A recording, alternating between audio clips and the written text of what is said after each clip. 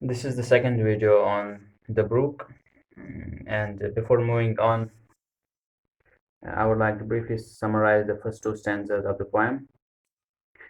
Brook explains, and Brook begins its journey from the places which are frequented by coot and hern, and where is the habitat of actually coot and hern, and there is the origin of the brook, and then it from there it moves at once down towards the valley enthusiastically and sparkle among our the forum, and then it shines out of the large leaves of the fern,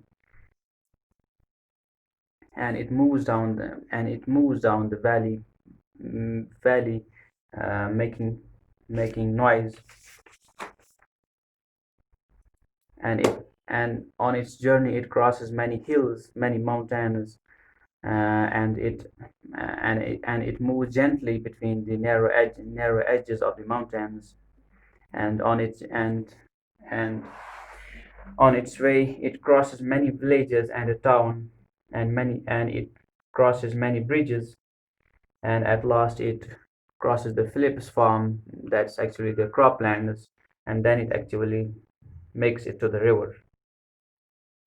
This was the upshot of the first two stanzas, and today we'll begin with the third stanza of this poem. It says, I chatter over stony ways, यानी कि मैं पथरीली राहों से शोर मचाते हुए गुजरती हूँ. चैटर का मतलब है शोर मचाना, गुनगुनाना. In little shops and travelers, यहाँ पे जो this means in little shops and travelers, sometimes in high tone, sometimes in low tone. This means I make, the sounds of high tone and low tone. This means that the water of the brook makes different sounds. I bubble into adding bays.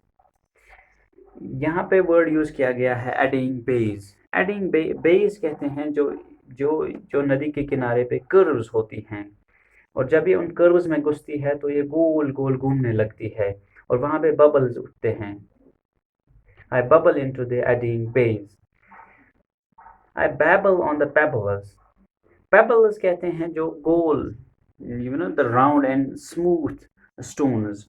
And it says I babble only. This means I create a soft and gentle, pleasing sound over these soft and smooth and round stones.